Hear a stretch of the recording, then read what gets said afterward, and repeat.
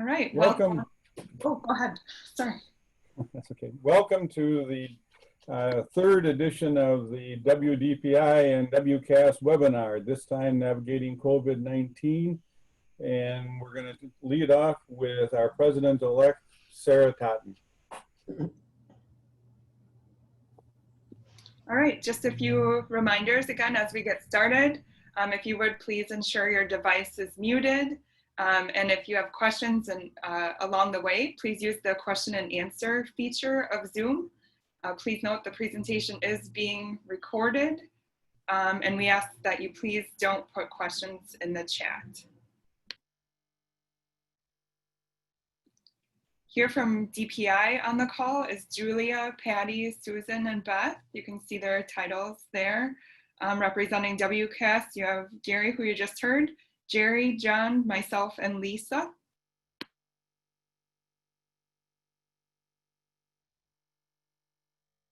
And as we get started, I'm going to shift this over to DPI soon, but it is an opportunity just to speak briefly about equity.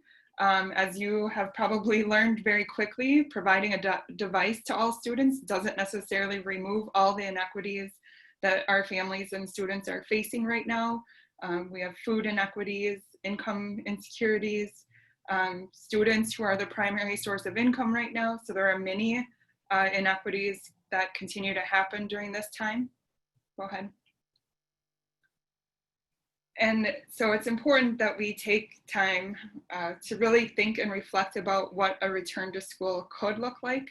I hope that each of you and your school teams take this time and deeply reflect on how we can interrupt our practices, policies, and thought patterns that have sustained inequities over time. Now more than ever, it's vital for us as schools to start interrupting these patterns.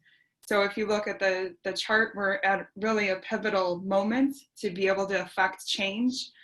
We can reinvent what school looks like and start to address many of the inequities that exist and have been further exacerbated by the pandemic.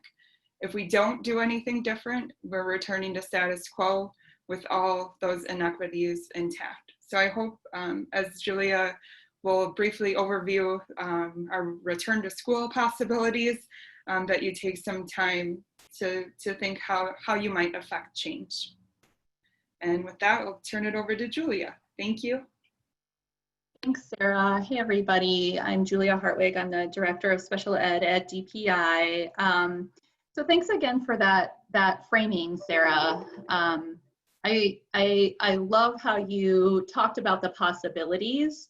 I think many more of us are sort of getting a small glimpse into the struggles that many families have faced for generations, and that those inequities are certainly magnified during this time. And as we think about what comes next in a technical sense, that we also have this opportunity to examine what's possible, what we haven't previously conceptualized, and how we might take this tragic time and turn the corner into innovating what could be, and possibly create a more beneficial system for varied learners.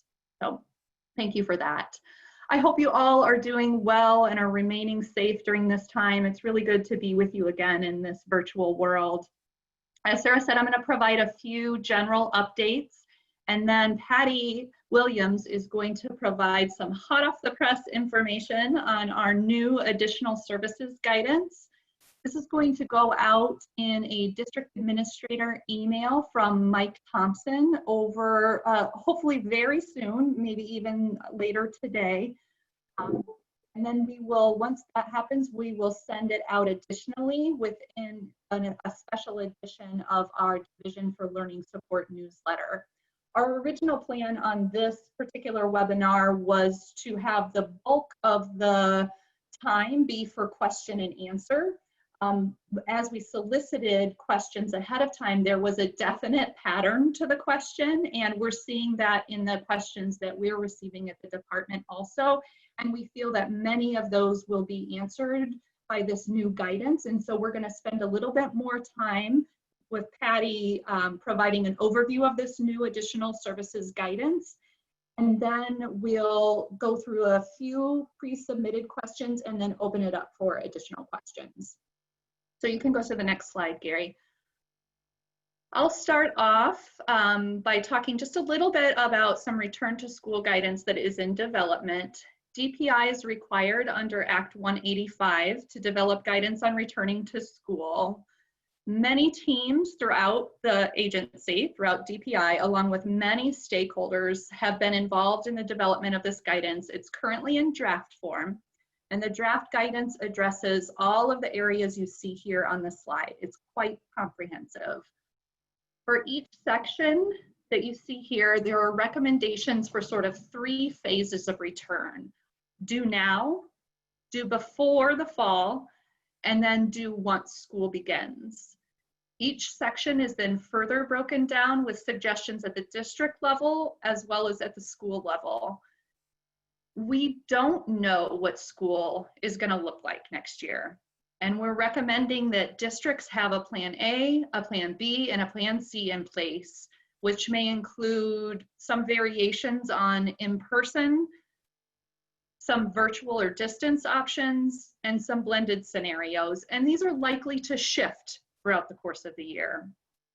After June 30th, there will no longer be a statewide closure of all instructional and extracurricular activities. So until June 30th, instructional and extracurricular activities are not to be held. After June 30th, these decisions are going to be made at the local level. We're asking districts to work with their local county health departments, their legal counsel, and the families within their districts to make the best reopening decisions. Things are certain to not look the same as they always have at the beginning of September this coming year. They're not going to look the same. A framing that's been useful to me in my recent thinking about schools as well as businesses and our communities reopening, the reframing comes from our school nurse consultant, Louise Wilson, who's just been an unbelievable resource during this time. She talks about how the virus isn't going to be gone the next school year, and until we have a vaccine and enough people have received the vaccine to sort of have a herd immunity, we can't open anything without risk. So we need to shift our thinking from if there is risk involved to how much risk we're willing to assume. Each decision we make either increases or decreases the amount of risk we're going to assume. And again, we're encouraging districts to work with their county health departments on your plans A, B, and C, work with families, and work with your legal counsel to create feasible plans, knowing that there's a great possibility that these plans may need to change and may need to change multiple times.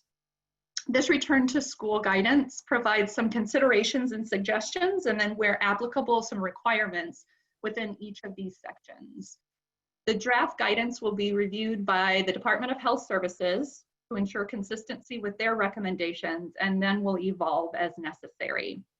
We're hoping that this will be released in its first version, hoping within a couple weeks. Steps related to the additional services guidance that you'll hear about today from Patty, those are embedded within the special education section, along with information on data, fiscal, and best practices. So some additional updates. There is additional guidance in development throughout the department. Those include virtual and blended summer school guidance and guidance specific to both transportation and cafeteria operations. All of those are slated to be released very soon. There will be a comprehensive coordinated early intervening services webinar in early June. And as I mentioned, Mike Thompson plans to send another email to district administrators, hopefully today. And that email will also include additional specifics on school district formula funds under the CARES Act. Oh, I'm still on the previous slide, Gary. WISE Grants is scheduled to open in July for those CARE funds. Within Mike's email, though, there'll be a guide for helping to plan for the use of those funds to be used in June. so that when the application opens in July, just be ready to quickly enter the information. I strongly encourage you be at the table during that planning process, because as you know, costs related to special education and mental health are clearly stated allowable uses of those funds. And Patty will talk a little bit more about that, the use of those funds for these additional services. You likely saw that we've made some decisions on the procedural compliance self-assessment. We are finishing up the step 1 and 2 verifications that we sort of paused on at the beginning of the closures. We're finishing those up, but we'll be pausing on the self-assessment entirely for the coming year. We figured you will all be extremely busy with reopening, providing additional services, IEP and evaluation catch up, et cetera, et cetera. Our team is going to additionally refocus our efforts also to help you with those efforts as opposed to the procedural compliance self-assessment. And then the following year, we'll need to do 2 cohorts in 1 year so that we are meeting our obligation to monitor all LEAs within a 5-year cycle. The IDEA data collections chart has been updated. It's on the Special Education COVID-19 webpage, and we'll send that out again with those specifics. And then lastly, I just wanted to remind you of some of the foundational special education COVID-19 resources that we are still relying on.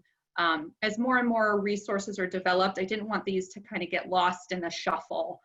So the question and answers document, you'll see that in the weekly email, is updated very frequently with date stamps on when the questions have been updated. So I wouldn't rely on a print version of that. I would rely on the web version of that.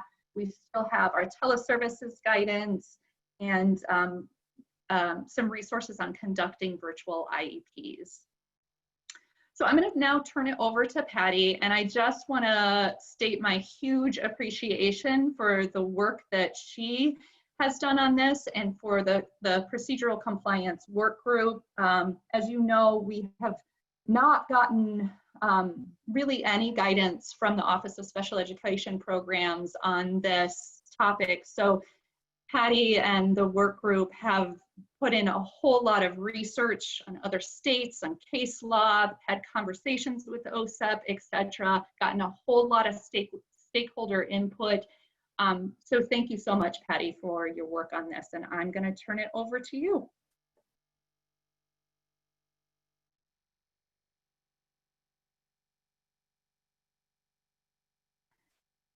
Patty, you may be muted.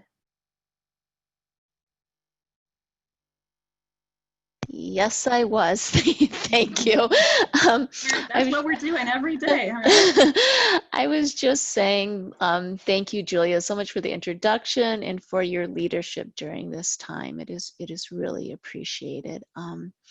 So in terms of the additional services guidance, we are publishing this as a bulletin. We are hoping that the link will be sent out this afternoon. That is the plan. And as Julia mentioned, it will be sent out both through the district administrator email, as well as a sort of special edition of the newsletter. So look for those this afternoon, and you will see the link.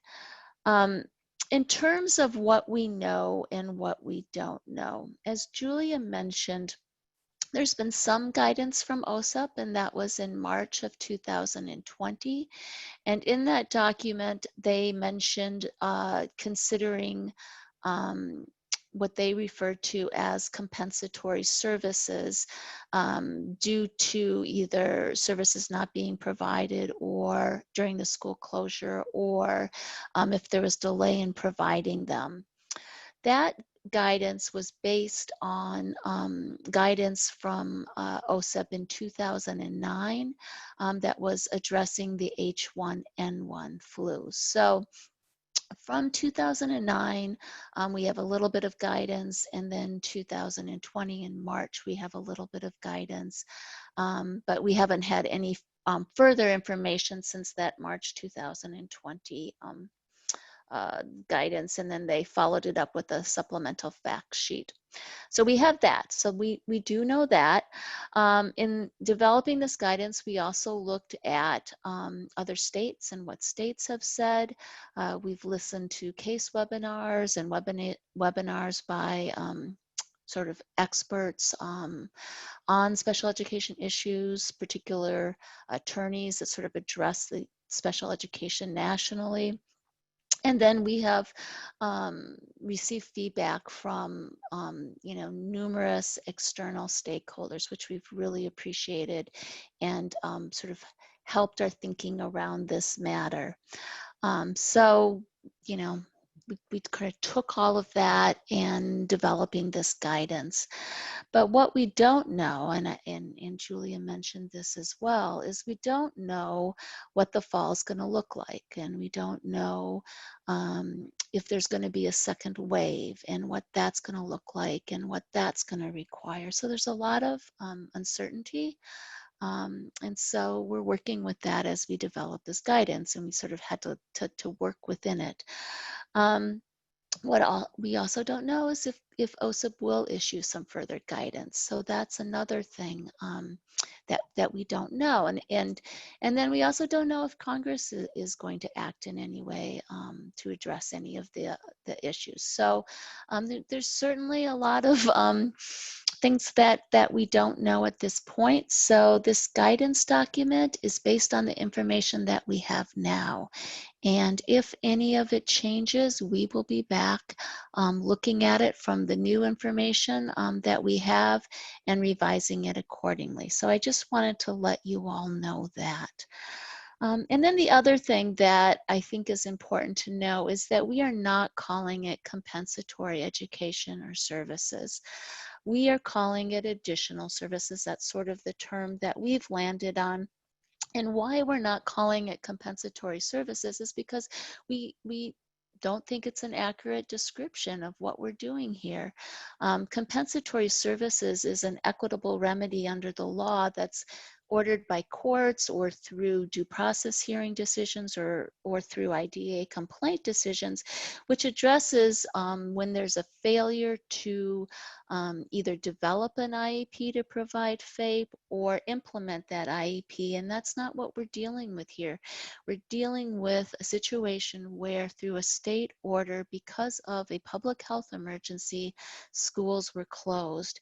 And so what we're looking at is what was the impact of that closure on our students with IEPs. And due to that impact, and because of that impact, what services might the student need in addition to the ones that are already being provided? So it's really looking at this happened, the situation happened, and now what's the impact and how do we address it moving forward? That's the lens. So it's not a lens about non-compliance or failures.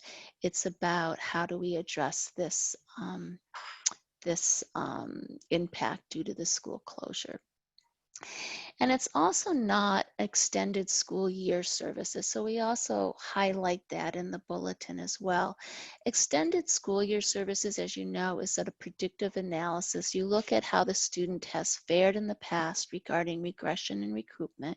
And based on that, you sort of predict what that student might need in the summer in order to, address those previous issues in the past.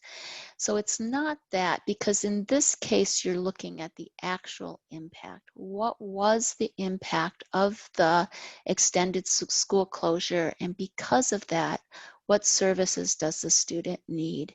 And it's going to be, there's going to be students that need additional services that may have never needed ESY services. So it's really not the same sort of determination. You're looking at two different things. So again, we clarify that in the bulletin, and we talk specifically about why it's not just ESY services and why we purposely chose not to call it compensatory services. Okay, Gary, you can move on to the next slide. The other things that I just sort of wanted to start out by mentioning is that these decisions have to be individualized with as with anything else under special education law, you want to look at each child's unique circumstances, what the impact was for that particular child. It's going to vary, of course, from child to child and across the state. So it's an individualized decision. It's also not automatically required if services were missed. Again, and we'll talk in a little bit about what factors you're going to want to look at, but it's really analysis to see what the impact is. And, you know, I think for those of you that may have had experience with IDEA complaints, for example, you know, if services are missed, then there's always this sort of, you know, compensatory services component. But in this particular case, again, because we're really focusing on the impact, merely because the service was missed doesn't automatically require additional services. It's certainly something to consider if services were missed. That's an important part of the analysis, but it's not an automatic thing. The other thing that I think it's important to note is that it's not a replication of hour by hour, so that if a certain amount of services were missed, that does not mean then the additional services are going to replicate that hour by hour of what was missed. We think that wouldn't be a practical or really feasible way to approach this situation. And then the final thing I just wanted to mention is sort of the general points is that when you are thinking about additional services and you're thinking about how to provide them, you want to keep in mind LRE considerations, and you want to make sure you're not providing them in a more restrictive environment than the environment that the student would otherwise be served in. So keep LRE requirements in mind. Okay, if you want to move on to the next slide. So after those sort of general considerations, so then what are we looking at when we're thinking about the impact and what's needed?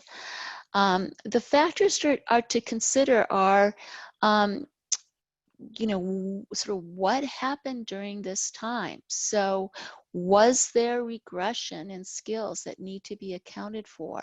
Was there progress that was appropriate towards the general education curriculum and towards their IEP goals? So you're looking at both regression, but then also what did the progress look like? Was it not what one would expect? So then we need to think about whether some new additional services need to be provided such you can accelerate that progress. And then finally, I think the last thing you have to think about is, because of the school closure, are there some needs that are now new? Maybe they're mental health needs that need to be addressed in a way that haven't required it before. So there's some newly identified needs that require some services that would not have been provided previously. The other situation I could think of that I also saw that was mentioned is maybe a disengagement in the learning process. Maybe because a student has been out of school for so long that at this point they really have become disengaged in the learning process. So some additional supports and services might be needed to help them re-engage as they return to the school, environment. Okay, so let's think about the information to consider. So what are you going to be thinking about? You're really going to be thinking about sort of where the student was at prior to the school closure. What were their present levels of academic and functional performance compared to where they're at now that they're what their current levels are and have been returning to the school environment. So some of the things to consider is sort of the amount of instruction and special educations they received during the closure, and then equally important is whether they were able to access them. And that might require getting information from the parents and other family members. They are going to be, to get this information, they're going to be vitally important, because they're going to be able to tell you sort of what happened during this time in terms of whether or not the student was able to access the services, what it looked like, and other important information. And then, of course, as I mentioned, you're wanting to look at the levels of academic and functional performance both prior to the school closure and then after the school closure. And then if there's any progress data that was able to be collected during this time, you're going to want to consider that. And of course, then progress data that's collected after the student returns as well. I think the next slide. Oh, before I wanted to mention that, because I did see something in the chat that I also wanted to mention, and that is in our guidance. When you're thinking about information, and I think this touches on something that someone mentioned, you also want to think about what's being provided to all students to address the impact. So are there supports that are going to be available to all students? And you want to consider what supports are being provided through the multi-tiered level of support and what interventions. So you do, I think, information by the regular education teacher as a member of the IEP team is very important, and that is also going to be playing into sort of the considerations of around what additional services might be needed. So I wanted to mention that as well. Okay, I think we can go on to the next slide. In terms of the process, we see two ways that that we can make these determinations. You know, I think the IEP team meeting is the, in my mind, sort of the best way, and because you're going to have all the members there, you can have a really meaningful, engaged discussion. You can look at the progress, you can look at the information that you need to look at it, and then you can make a determination as to whether whether additional services are required, and if so, what they're going to look like, what the extent is, what's the duration, that sort of thing, when they're going to be provided. So you can have that discussion right in the IEP team meeting. We are also, though, allowing them to be made through the I-10 form, so that you would be able to make them without an IEP team meeting. But you would want to have that sort of discussion, review of the pertinent information with the parent, and then come to an agreement as to what the additional services would be and what they would look like, and then you would document them on that form. So in terms of process, there's two different ways. But I think the most important thing is that you want to have the information there. You want to make sure that it's a discussion with all the participants that you need to have a discussion with. And that if you do use the I-10 form, that there's an agreement then with the parent as to what that's going to look like. Okay, the next one. So what is the timeline? I'm sure this is all going through your heads right now. When do we have to do this by? So the first thing is that you want to do it as soon as possible after you have sufficient information in the data. So, you know, as you gather this data, as you're able to sort of check on the progress, see where their students act, see how they're acclimating to being back in the school environment, you know, you want to have that meeting to discuss this, because you certainly don't want to cause further delays.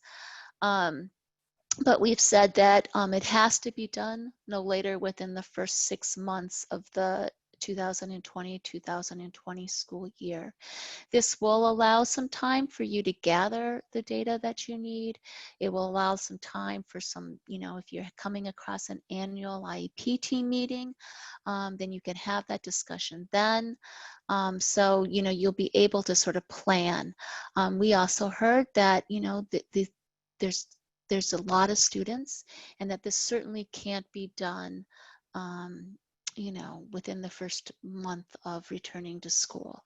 In one of the states, the guidance that we looked at, it was a 30-day timeline within the beginning of the school year, but it was also not, the process was not through an IEP team meeting. So we sort of balanced everything and sort of, again, our focus on really looking at the impact in a thoughtful way, and then being able to make that determinations after careful consideration and after having sufficient information. You want to, I think, prioritize the students that you're going to have meetings with first. And to me, some of the students that you're going to want to consider meeting sooner rather than later would be those students that you know didn't receive any services during this time, and either because there were services that just couldn't be provided virtually, or maybe services that the student wasn't able to access. So I think those would be important students to prioritize. I also think that students that have maybe newly identified needs, you know they're going to need some services as they start the school year or re-enter into the school environment. So you're going to want to have that discussion earlier so that those services can be put in place so they're able to have a more successful re-entry into the school environment. So those would be the kind of students I would also prioritize. Given that you certainly could, and I don't want to suggest that you could not start having these meetings prior to the beginning of the school year. You certainly can. Certainly if you have the information that you need, then you could begin before the school year, and you can maybe even begin providing some services before the beginning of the school year. So again, I would urge you to prioritize when you're thinking about holding these meetings, and then again, doing it as soon as you have that information and as soon as possible. Okay, next slide. For documentation, you would want to put that in your program summary as to what additional services are being provided. You'd want to identify it as additional services. So if there's any questions that you'll be able to note where those additional services were provided and have that documentation. And then you're going to want to include the frequency, amount, duration, and location as you would for any service, so that it's very clear as to when and how they are going to be provided. Okay, so the next slide. For students that graduated or reached 21 during the extended school closure, you're also going to want to consider if additional services are needed. And in doing so, you're really going to be focusing on transition and determining if maybe some transition services were missed to allow for that sort of transition into post-secondary education training or life skills. So in terms of this, because, and I'm thinking particularly students that have graduated the regular high school diploma, they may not be interested in having additional services. So if that's the case, you can certainly just document that and your obligation is met. But I would make sure that you can document that. You can use, and we did clarify because I wanted you to have this information, that you can use both state categorical aid, the Part B flow-through grants under IDEA, or funding available through the CARES Act. So there is funding to provide for this.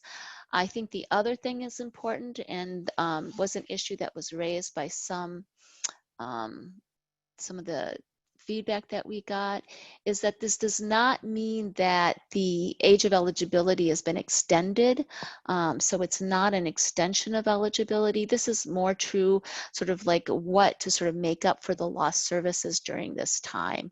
And so we've said it, made it very clear in our guidance that we're not, that this does not mean that, if you missed a term or a quarter, then you'll make up that quarter like the following year. Now that might be something that you would consider doing, but it is not required, and you're certainly not extending the age of eligibility during this time. And again, remember too that this is not an hour by hour type of replacement. So I wanted to make that clear. For these determinations, I think they should be made prior to the beginning of the 2021 school year, because they are addressing students that are not going to be enrolled for next year. So I would make that determination sooner. Okay, and then for the next, so then my last slide, just to kind of do a brief overview of the guidance is, again, I just want to highlight and emphasize that in providing additional services, you do have the standard special education funding sources, the state categorical A, the flow-through dollars under IDEA, but then you will also have the funding available under the CARES Act, and those funds will be available through September 30th, 2022. So I did want to let you know that these are, you know, in addition to your typical funding sources, the funding under CARES will also be available. So that's just the brief overview of the bulletin that's hopefully going to be coming out today. But I did now want to turn it over to Jerry. So thank you. All right, thank you, Patty and Julia, for the update. I just want to start off by also just saying thank you for taking your time to develop this and involving all the various stakeholder groups, and the fact that you always include WCASS as one of those groups to allow us and others to see the document, give feedback, and to really refine it. So when you're putting it out, you're feeling like it's taken all those viewpoints and considerations and into the stance and guidance that you give. So thank you. We are going to move on then to previously submitted questions that we got from members. We have about 4 of those, and then we're going to jump into the question and answer section. So please, if you have questions, remember to put them in the Q&A. And we're going to, Gary, if you'll go ahead and go to the next slide. We're just going to jump into those questions. And the first question, actually, Aaron Meyer covers the question that you have in the Q&A as well, is how do we meet individual needs of those students who can't return to school due to health concerns or being medically fragile? And so I'll just turn this over to members of our panel to answer. Thanks, Jerry. This is Julia. So I'd first recommend holding an IEP team meeting to discuss and also to keep these lines of communication open with families as the situation may be fluid. So we're entering this phase now where we can be a little bit more creative than we've been able to be in terms of some in-person contact. You may now be able to, or starting in June 30th, may be able to send providers into homes or provide kind of more creative outdoor or off-site, small group sorts of instructional arrangements. Perhaps a blended approach might be possible to minimize the face-to-face contact, or have smaller groups that don't interact with each other physically, one-on-one. It's an opportunity to kind of think creatively and redesign. Again, you'll want to be sure that that the conversation is kind of continually revisited. Also, that least restrictive environment, as well as progress toward goals and general education curriculum, are central to that conversation. We don't want a situation where it kind of evolves into de facto homebound services or kind of have segregated approaches, but we know that we are also this is going to be a really interesting balance for these particular kids. Again, it's going to be really important to work with families, your local health authorities, and your legal counsel on developing these plans. And I want to also revisit that there is going to be some amount of risk. And so you'll notice in the guidance that will be released that there are lots of different suggestions for how you might lower that risk, such as the small groups, such as ensuring that areas can be cleaned between each small group of kids and adults accessing those areas, those sorts of things. So you might be able to creatively use some of those strategies to in a much smaller kind of setting, in a much smaller way here with individual kids like this who we certainly don't want to expose to the virus. So largely as with much of this, it's going to be individual. It's going to be individual planning, and I think that there are going to be families as well that are going to have varied feelings on how much risk they're willing to assume, just like they're with districts, how much risk districts are willing to assume. Thank you, Julia. And one of the things I'll add to that is I know we can place that word student with staff. And so one of the things we've talked about is in our district is assessing that in August of where we're at and potentially what staff might we identify to be able to support those students in more of that hybrid or virtual realm, if that's how we end up going, but it's just too soon to tell. Yeah, thank you. All right, moving on to the next question. Can the 60-day timeline for evaluations be lifted or altered to allow for all the evaluations to be done appropriately and done in a timely fashion with existing staff, given the needs for in-person assessment?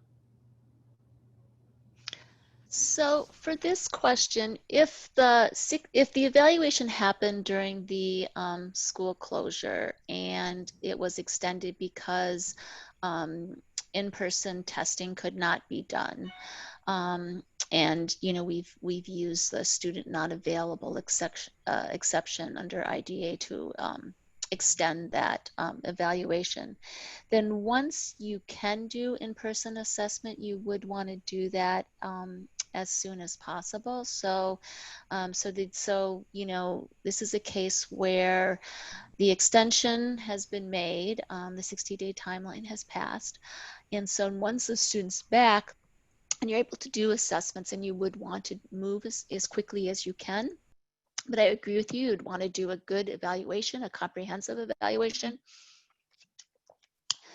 Excuse me. So you'd want to take the time you need to do that. I apologize. Another thing that we were asked though is, okay, so in-person assessments, isn't that, as Julia mentioned, isn't there some risk involved? How can we do that more, within the social distancing and safety protocols that may be put in place? And so when you're thinking about that, again, you're going to have to think about, okay, so what risk is there, and how can I minimize that? And so some of the things to think about is maybe doing the assessments in shorter bursts, if that's doable, so that you don't have that sort of more prolonged exposure if you can't be within like the 6 feet distance.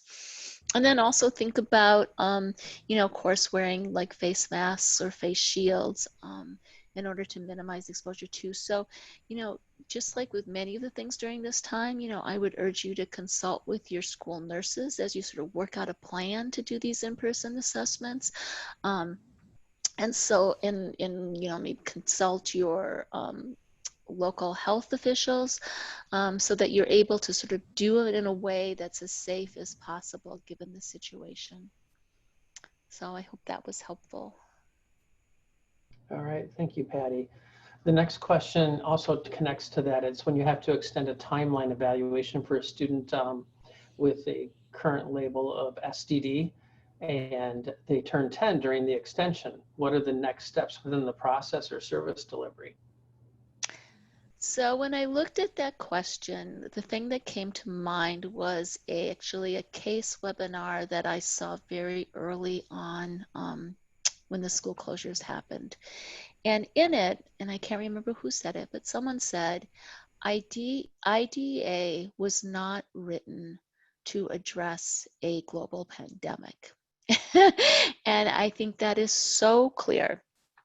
And so what I have sort of has guided me during this time, and I think it's guided many of you, is to think about sort of what the spirit and purpose of IDEA is and what we do in terms of what's reasonable and what's in the best interest of the student. So that's how I'm going to answer this question. And that is, what I would do is I would continue to provide services, even if they turn 10 during the extension, and then do the evaluation as soon as possible, as soon as you can do that in-person assessment. And then based on that, develop the IEP and provide services. So that would be my suggestion. Again, it's looking, I think, at the spirit and purpose of IDEA and doing what would be reasonable and really in the best interest of the child. Thank you, Patty. And I know I encountered one specifically like that in my district, and we're doing something very similar, and then looking to prioritize based on those risk factors of when we can begin continuing down the road of that assessment. All right, so now I'm going to turn this over to Lisa Misko and John Peterson, who are monitoring the question and answer section. We have about 10 questions in there now. Please go ahead and submit others in there if you have them. And John and Lisa, please go ahead and take over. Thank you, Jerry. Patty and Julia, we thank you greatly for the information that you've shared so far. We have a couple of questions just regarding the additional services. And in particular, I have a two-part question. First, some of our colleagues want to know if these same guidelines and applications apply to individuals who have service plans. And then secondly, will districts require to document these additional services and report how many students have received additional services back to DPI? Can I ask for clarification? So for the documentation, is that, you mean in general, the additional services report back to DPI as to what they are, or just for students with service plans? Just in general. So the first question is just more, does this apply to service plans? And then second, is there requirements for districts to report how many students in totality received additional services? Should we be reporting that number and amount back to the department? Okay, well, I can take the second question. I'll take that first. So there's no reporting requirement as of now. So you just want to make sure it's documented in the IEP, just in case there's any question or, you know, it comes up in the future. But there's no requirement to report to DPI the amount of additional services provided or the number of students. So at this time, that's one of those, what we know now, but I haven't seen anything from OSEP that would require that. In terms of the service plans, that is something that I think we're going to need to think through, and I appreciate the question very much, and I think that's going to be something that we're going to have to probably add to our guidance, and I want to be able to think it through more. I mean, as you know, service plans are due to equitable services requirements under IDA. Students aren't, that receive them sort of aren't entitled to FAPE. It's not a FAPE right. So I just want to work that through a little bit as to how to approach that with students with 504 plan or with equitable services. Okay, But Patty. I'm taking it down. Julie, I don't know if you have anything to add. No, I think you covered it. Okay, another theme of questions that I'm seeing is related to students who are aging out or graduating. So if it was determined that we should provide additional services to those students, should we give them a diploma at this time? What should the documentation look like? And should we be meeting with all families of those students who are aging out or graduating? I think you can do it in a number of different ways. So in terms of the should you be issuing a diploma, we do have a couple additional questions around that in our external guidance document, but it's generally that, if you feel like that they shouldn't be graduating right now because of maybe not completing their IEP goals, and you have that discussion that probably already took place. And so if the student is just sort of moving forward with their high school diploma, no, you would not want to go back then and change that awarding of the diploma. And that's why I wanted to emphasize that this isn't sort of like new eligibility or extending the period. You just want to consider if the student, because of the school closure, maybe didn't get a transition service that they otherwise might have. and consider that.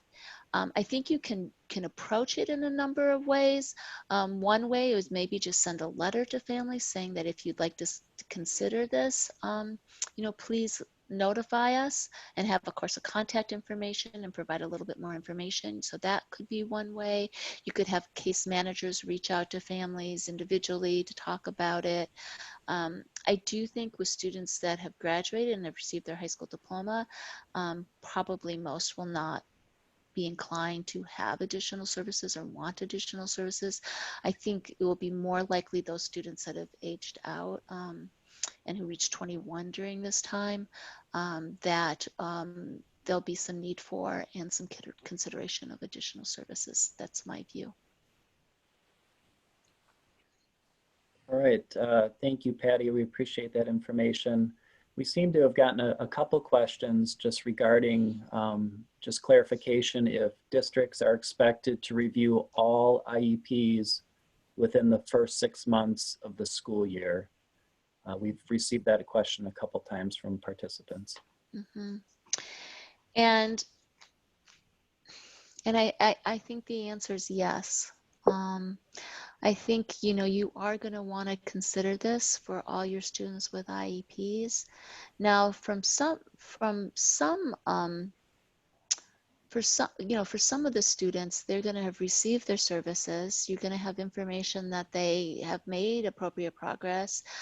So, that discussion, I think, can be pretty straightforward, and you're not going to have to do, sort of any additional work. But I do think you need to consider it for each student to see what the impact is. That is one of the reasons why I think we felt strongly that we wanted to allow enough time to have this for that. So we have the 6 months because we wanted to permit enough time. And we did hear back even particularly from our larger districts that it's a lot of IEPs to consider and review, and we need some time to do that. So Patty, this is Jerry, can I jump in and just a quick clarification on that? But I think you also said that review didn't necessarily have to be an IEP meeting. It could be done through an I-10. Is that correct? That is correct. Okay. Yep, there's 2 different ways. Okay, another, I think this is worth talking about. So parent communication. We had a question regarding if DPI would be communicating anything to parents regarding so I guess what will be local responsibility regarding communication versus is anything coming specifically from DPI for parents? Great question. We've had a lot of discussion around that, and our plan is to provide this information in a way that is more accessible to parents. So we definitely will be putting out this information to parents and families. When we shared this with external stakeholders, we heard very clearly from our parent advocacy organizations that it needed to be in a way that parents could really understand what we're saying is required at this point. So we will be doing that. I do think that communication with families is always so important. And so I would definitely be communicating with families and sharing what the district plans to do as those plans get developed. I just think continual communication is really key. All right, thank you, Patty. Appreciate that. We have some questions just regarding, from time to time, families and school don't always agree in terms of level of services needed or if services are needed. Is there a mechanism for families to use or to follow if they disagree with the school in terms of if additional services are needed or not? So in other terms, would they be using the IDA complaint, DPI complaint, along those lines? Yeah, and that's addressed in our bulletin, so you'll see that. And what we said is that yes, so the traditional dispute resolution processes are available to parents, so that would include mediation, the IDA complaint, and then the due process hearing request. But we did also suggest that they contact their director of special education for the district, and to start there and expressing their concerns, and then also consider using maybe an IEP facilitated meeting, and that's something that districts can consider as well. If you know or think that maybe a meeting might be especially difficult, where you're going to want to have a facilitator there to sort of help walk through these issues, then that might be something to even think ahead of time.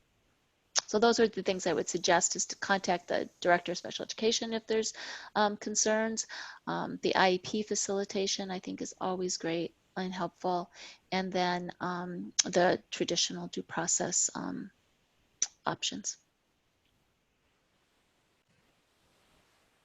Okay, we have some questions regarding services. So if a student's present level, when they left school, or what they're hearing from parents at this time, makes delivering special education services difficult, maybe either with behaviors that the child has, spitting, kind of those bodily fluid things, or if they have a physical disability where services are required. Do you have any thoughts on maybe some points we can think through as we consider services for those students?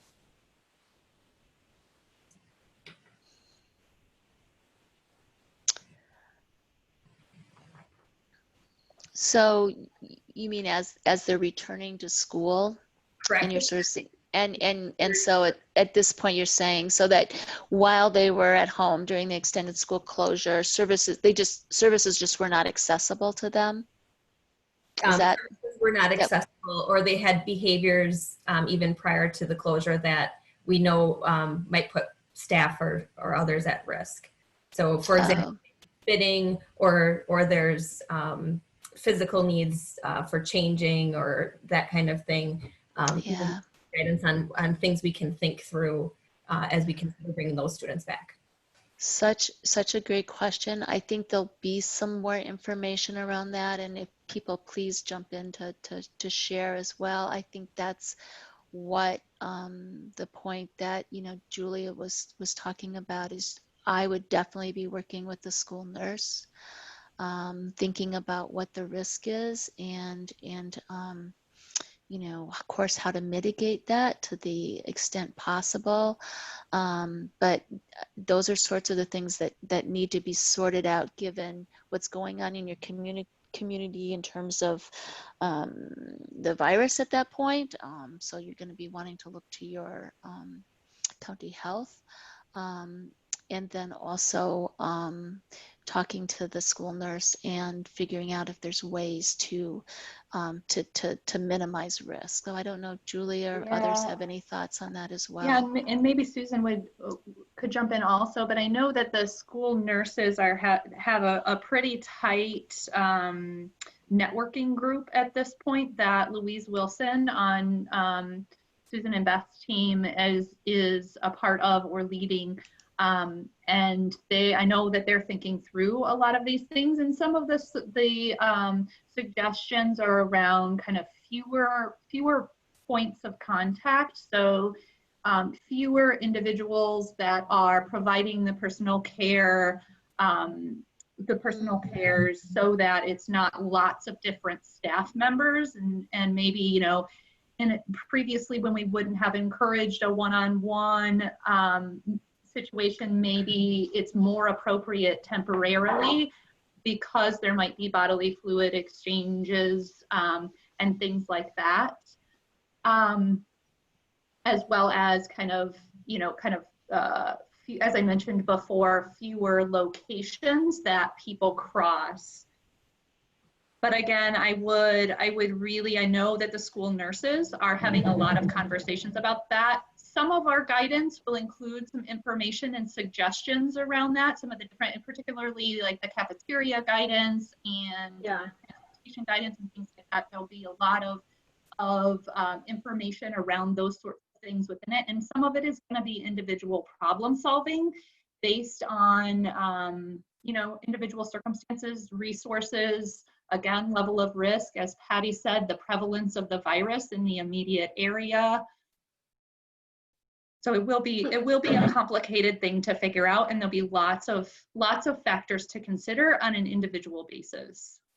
Yeah, hi, this is Susan. Just to add a bit to that, in addition to the return to school infection control and mitigation guidance that Louise has been working on, along with, she's been consulting with DHS, the school nurse group that she's working with, and herself are putting together a toolkit that will be more specific in regards to questions like this. So hopefully that'll provide additional guidance to you on that. All right.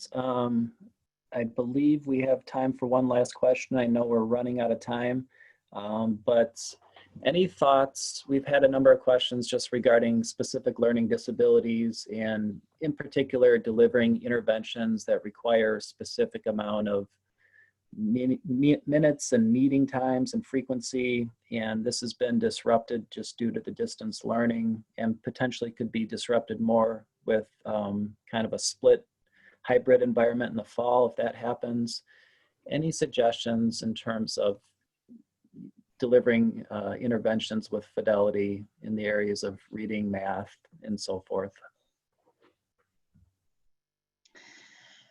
Yeah, I think the opportunities are going to increase now, and it might be that smaller group sizes will be able to happen perhaps over the summer, perhaps in the fall, and so maybe, you know, where as you're prioritizing kind of who to bring back, how to do that, where small groupings, kind of rotations of small groupings, etc.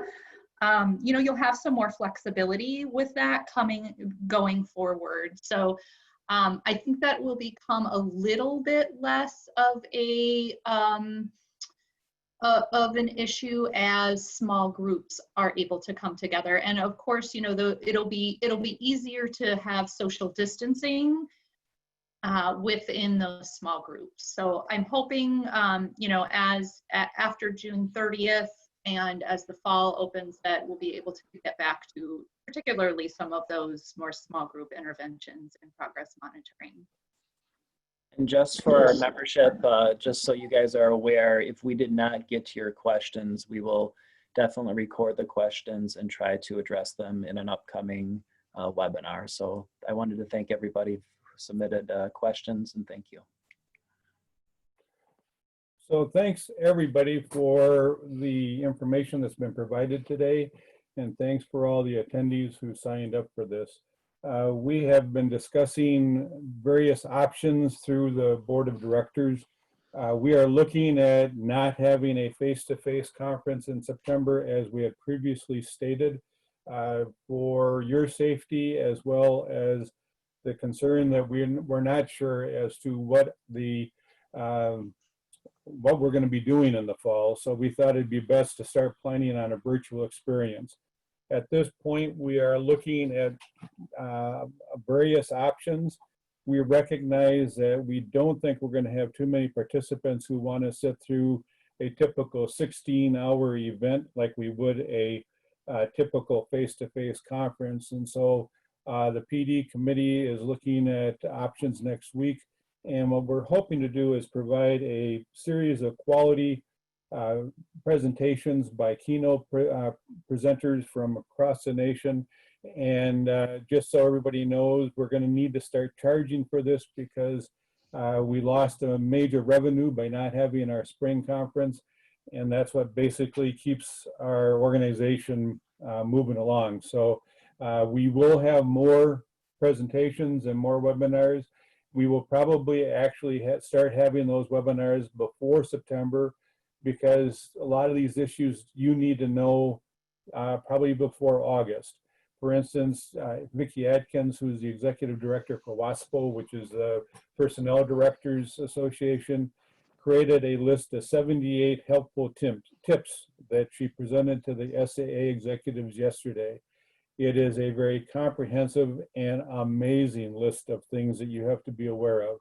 So I've sent a note to her asking if she'd be willing to actually host a webinar for us, because I think that even as directors, you're going to want to know some of the issues that she has thought of. So we hope to be back in touch with you virtually. We all look forward to the opportunity to have another face-to-face, and we know that that is really the heart of WCASS, is the opportunity to meet together and discuss things in person rather than virtually. But until that time, this is our format. So thank you. We'll be in touch.